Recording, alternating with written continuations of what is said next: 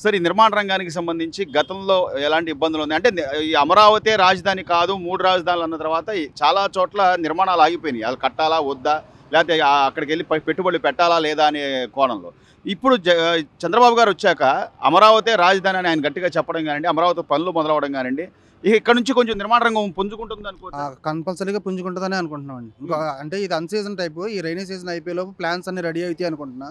అయిన తర్వాత పనులు బాగుంటాయి అనే హోప్తో ఉన్నాం. మార్పు ఏం గమనించారు సార్ గత ఈ 40 రోజుల జనంలో కొంచెం హోప్ వచ్చిందండి. పనులు స్టార్ట్ అవుతాయి, మనకి పనులు దొరుకుతాయి. ఈ వానాకాలం ఈ 2 నెలలు కొంచెం ఓపిక పడితే కొంచెం హోప్ వస్తుందని అనుకుంటున్నాం.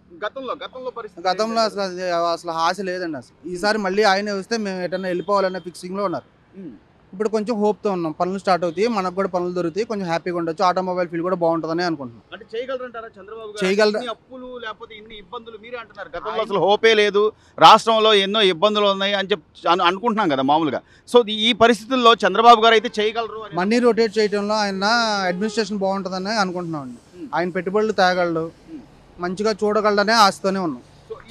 గత కొద్ది రోజులు రాజకీయం చూస్తే వినుకొండలో జరిగిన ఘటన, 2 వ్యక్తుల మధ్య జరిగిన ఘటన, దాన్ని తీసుకొచ్చి రాజకీయ కక్షలతో మమ్మల్ని ఇచ్చేస్తున్నారని చెప్పి జగన్మోహన్ రెడ్డి గారు గవర్నర్ కలవడం కానీ, లేకపోతే నేను రేపు వెళ్ళి ఢిల్లీలో ధర్నా చేస్తా అని చెప్పడం కానీ, ఇవన్నీ అదంతా ఫేక్ అండి. వాళ్ళు ఎవరో ఇద్దరు మధ్య ఫ్రెండ్స్ మధ్య ఉన్న గొడవని దాన్ని పొలిటికల్గా దాన్ని సెటప్ చేసుకుని అదంతా వేస్ట్ మ్యాటర్ అండి. అలా అనుకుంటే మాచర్లో ఇంత ముందు ఒకటి అయింది. అప్పుడు ఏం చేశారు? అప్పుడు ఏం చేయలేరు కదా. అప్పుడైతే డైరెక్ట్ ఓపెన్ స్టేట్మెంట్, జై జగన్ అనకపోతే నరికేస్తామా ఒకసారి అని అంటే ఆయన అనలేదు కదా. అది ఆల్రెడీ వీడియో ఉంది. అది ఇదంతా ఫేక్ అండి. ఇవన్నీ మామూలు. లేదండి అసలు ఆయన ఏదో అనుకుంటున్నాడు కానీ అంత ఏం లేదండి. నమ్మరులేండి. అవి వేస్ట్. అయిపోయింది ఆయన పని. లాస్ట్ టైం చూసాము, అయిపోయింది. అన్ని మేనేజ్ చేయాలని చూసాడు, ఏది అవలా. ఈసారి కష్టం అండి. అయిపోయింది. చివరిగా సార్ అంటే అన్నా క్యాంటీన్లని కానీ, లేకపోతే ఇసుక ఉచితం అని కానీ, లేదా పేదవాళ్ళకి ఎవరైతే వృద్ధులు ఉన్నారో వాళ్ళకి 3,000 నుంచి 4,000 రూపాయలు పెన్షన్ చేయడం కానీ, ఈ నిర్ణయాలన్నీ కూడా ఎలా ఉన్నాయి? అది కొంచెం పొలిటికల్ నిర్ణయాలండి. కాకపోతే అవి ఆశపడ్డారు కాబట్టి చేస్తాడని అనుకుంటున్నాం. ఫైన్ ఫైన్ ఫైన్ ఫైన్ నమ్ముతామండి. ఆయన్ని నమ్ముతాం. మనీ రొటేట్ చేయగలడని అనుకుంటున్నాం. ఎన్నో తెస్తాడని అనుకుంటున్నాం. కంపెనీస్ అంటున్నారు, వస్తే మంచిది, వస్తుందనే హోప్తోనే ఉన్నాం. జాబుల గురించి కూడా ఆయన మొదటి సంతకం మెగా డిఎస్సీ మీద చేశాడు. తర్వాత ఏదైతే ఈ ల్యాండ్ టైటిలింగ్ యాక్ట్ అప్పట్లో జగన్మోహన్ రెడ్డి గారు తీసుకొచ్చారో దాన్ని రద్దు చేశారు. ఇవన్నీ కూడా అంటే ఆయన అధికారంలో ఆయన మేనిఫెస్టోలో ఏదైతే చెప్పారో అవన్నీ చేసుకుంటూ చేస్తారు. తెలుస్తుందండి. అంటే అందరూ హోప్ వచ్చేసింది. పనులు అయితే పక్కా పనులు వస్తాయని అనుకుంటున్నాం. వస్తాయి పక్కా 100%. అందరం బాగుంటామని అనుకుంటున్నాం. బాగుంటాం. అమరావతి కదండి, ఏపీ బాగుంటుంది. ఏ సెక్టర్ని ఆ సెక్టర్ డివైడ్ చేస్తాడు. వైజాగ్ రాయలసీమ, ఆంధ్ర సెక్టర్. బీపీఎల్ ఏదో వస్తుంది అంటున్నారు. అది వస్తే విజయవాడ రూపురేఖలు మారచ్చు. ట్రై చేస్తున్నాడు. కొంచెం టైం, ఒక 6 months లోపు ఫుల్ క్లారిటీ వస్తుంది. ఈ 2 నెలలు అన్ సీజన్ అండి. 40 రోజులకే అసలు మొత్తం అరాచకం జరుగుతుంది. లా అండ్ ఆర్డర్ లేదు, నేను ఢిల్లీలో ధర్నా చేస్తాను అని చెప్పి ఆయన దగ్గర ఉన్న లా అండ్ ఆర్డర్ తో పోల్చుకుంటే చాలా బెస్ట్ అండి. ఏమయ్యారని ఏం అవ్వలేదు. పట్టుకుంటున్నారు కదా. చిన్న చిత్కాయాలని మనకు తెలిసి అవ్వవు కదండి. ఎవరికో రివెలరీ ఉంది. ఆ టైం వచ్చింది, అయిపోయింది. దాన్ని మనం ముందుగానే ఐడెంటిఫై చేయాలంటే ఎలా చేస్తారు? ఇక అవన్నీ ఆయన పొలిటికల్ గేమ్ అండి. ఆయనకి వచ్చింది అదే, ఆయన చేసుకుంటూ పోతాడు. మనం దాని గురించి పెద్ద పట్టించుకోకూడదు.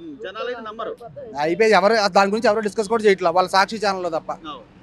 అదంతా వేస్ట్ మ్యాటర్ అండి. లైట్ అండి. ఇద్దరి మధ్య గొడవ జరిగిన దాన్ని ఎవరేం చేస్తారు? అది ఎప్పటి నుంచి ఇప్పుడు కాదు, ఎప్పటి నుంచో ఉన్న గొడవ అంట.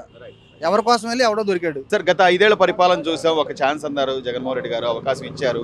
ఇప్పుడు కొత్తగా పరిపాలన అంటే కూటమి ప్రభుత్వం ఏర్పడింది. ఈ నెల రోజుల్లోనే అంతా అసలు రాజకీయ కక్షలతో కూడుకుంది.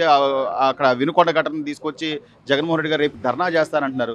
ఎలా చూడాలి సార్? ధర్నా అంటే ఇప్పుడు ఏమన్నా ప్రాబ్లం ఉండి ఏమన్నా చేయలేదంటే దానికి ధర్నా చేయాలి. కానీ ఏదో జరిగిపోయి ఎవరో చేసింది అక్కడ సాక్ష్యాలు లేకుండా ఏది లేకుండా ఒకరి మీద నింద చేసి చేయాలంటే అది కరెక్ట్ కాదు. అది కూడా గవర్నమెంట్ ఫామ్ అయ్యి కూడా ఒక 1 month అయింది. 1 monthలోనే అభివృద్ధి అంటే అది అన్నీ అవ్వవు. అది చెప్పిన విధంగా పెన్షన్లు పెంచుతా అన్నారు. 1st తారీఖు అందరితో ఇప్పించేశారు. అభివృద్ధి అనేది నువ్వు ఇంకా చేయాలని చెప్పి వాళ్ళు చెప్పాలి. కానీ నేను అసెంబ్లీకి రాను, అక్కడ గొడవ పెట్టుకుంటాను, ఇక్కడ గొడవ పెట్టుకుంటాను, ఎక్కడైనా ఇష్యూ అయితే అక్కడికి వెళ్ళి చేసేసి హడావుడి చేసేస్తానంటే కుదరదు. అభివృద్ధి అంటే నువ్వు అసెంబ్లీకి వచ్చి ఇలా పని చెప్తాను చేయలేదని చెప్పి అని మాట్లాడాలి. కానీ ఇలా చేయడం అనేది కరెక్ట్ కాదు. అడగడానికి ఆయనకి ఏమైనా ఉందంటారా? ఆయన చెప్పినట్టుగా చంద్రబాబు గారు ఈ ల్యాండ్ టైటిలింగ్ యాక్ట్ రద్దు చేస్తా అన్నాడు, చేశారు. ఇసుక విధానాన్ని ఉచితం చేస్తా అన్నారు, చేశారు. పెన్షన్ విధానాన్ని 3,000 నుంచి 4,000 చేస్తా అన్నాడు. ఆయన చెప్పినట్టుగా చేసి ఇంకో 3,000 అతను మొత్తం 7,000 రూపాయలు ఆయన కూడా ఉండి ఇచ్చాడు. ఇక ముందు కూడా అందరూ మంత్రులు కానీ ఎమ్మెల్యేలు అందరూ కూడా ఉండి మీరు ఖచ్చితంగా పెన్షన్ విధానాన్ని మీరు దగ్గర ఉండి సమీక్షించాలన్నాడు. మరి ఇంకా ఆయన అడగడానికి ఏముందంటారు? అడగడానికి ఏం లేదండి, ఏదో ఒకటి ముందు పబ్లిసిటీ కోసం ఏదో కనపడాలని చెప్పి తప్ప అసలు అతనికి ఏమీ తెలియదండి. ఏదో మన కర్మకాలి పోయిన 5 సంవత్సరాలు ఇచ్చాడు తప్ప 5 సంవత్సరాలు బాబు గారు ఉండే కనుక డెవలప్ అయిపోయేది. ముందు పిల్లల భవిష్యత్తు రేపటి తరం వాళ్ళు బాగుండే వాళ్ళని, మన తరం ఏమో కానీ వాళ్ళు బాగుండేది. ఆ 5 సంవత్సరాలు వచ్చి చెడగొట్టేశాడండి. అసలు అభివృద్ధి మెగా డిఎస్సీ మీద సంతకాలు కానివ్వండి, ఇప్పుడు చంద్రబాబు నాయుడు గారు వచ్చాక పరిశ్రమలు వస్తాయి, పెట్టుబడులు వస్తాయి అని ఒకవైపు నుంచి ఈ ఆలోచనలో ఆయన ఢిల్లీ వెళ్తున్నాడు, లేకపోతే కేంద్ర మంత్రి వాళ్ళని కలుస్తున్నాడు, మా రాష్ట్రానికి ఇదిగో ఈ ఇబ్బందులు ఉన్నాయని చెప్పుకుంటుంటే, మరోవైపు నుంచి జగన్మోహన్ రెడ్డి గారు అసలు మళ్ళీ మాకు అవకాశం వస్తుంది, నాకు ఛాన్స్ వస్తుంది. లేదండి, అవకాశం ఎలా వచ్చింది? ఇప్పుడు బాబు గారు అంటే ఇప్పుడు ఢిల్లీ వెళ్తున్నారు, పెట్టుబడిదారు కంపెనీ వాళ్ళతో మాట్లాడుతున్నారు, తీసుకొస్తున్నారు, ఏదో ఒకటి చేయగలుగుతారు. అదే ఢిల్లీ ఎందుకు వెళ్తారండి? ఏదో అలా ఆయన కేసు మాఫీ చేసుకోవడానికి వాళ్ళ మీద పడతాను, వీళ్ళ మీద పడతాను తప్ప ఒక్క కంపెనీ తేవాలని లేదు, ఏమీ లేదు. ఎక్కడ అప్పు దొరికితే దేనన్నా తాకట్టు పెట్టేసి డబ్బు తీసుకొచ్చి గడిపేయాలని చూసాడు తప్ప అభివృద్ధి చేసి దాని మీద వచ్చే డబ్బుతో మనం చేద్దామని మాత్రం లేదండి. తెలుసు కాబట్టి ఆ 11 సీట్లు కూడా వచ్చినాయి. అవి కూడా రావనుకున్నా, కానీ ఏదో కొన్ని చోట్ల వచ్చినాయి తప్ప అసలు ఆ 11 రావడం కూడా అనవసరం ఉండదు అతనికి. ఓవరాల్గా ఏం చెప్తారు బాయ్? మీరు ఒక యువతగా ఈ రోజున చంద్రబాబు నాయుడు గారి నుంచి ఆయన ఆలోచించి పరిశ్రమలు, ఉద్యోగ అవకాశాలు ఇవన్నీ వచ్చి మళ్ళీ మనకు అమరావతి క్యాపిటల్ గా ఇంకా ఏమంటే దీనికి ఒకటే అండి, హైదరాబాద్ చేసిన అభివృద్ధి ఒకటి చాలండి బాబు గారికి. అక్కడే అంత చేసిన వాళ్ళు ఇక్కడ అంత చేయాలండి. ఎంత ఫ్రీగా రైతులు అంత ఇచ్చిన వాళ్ళు ఇక్కడ ఇన్ని పరిశ్రమలు తీసుకొస్తారు, ఎంతైనా అభివృద్ధి చేస్తారు అనేది ఒక నిదర్శనం. హైదరాబాద్ హైటెక్ చాలండి. టైం పట్టిందండి, వచ్చి 1 మంతే కదండి ఎక్కింది, 1 మంత్ అయింది అంతే. ఇప్పుడు ఇతను చేసిన విధ్వంసాలన్నీ పూర్తి చేయాలన్నా మినిమం 3-4 ఇయర్స్ ఈజీగా పట్టుద్ది.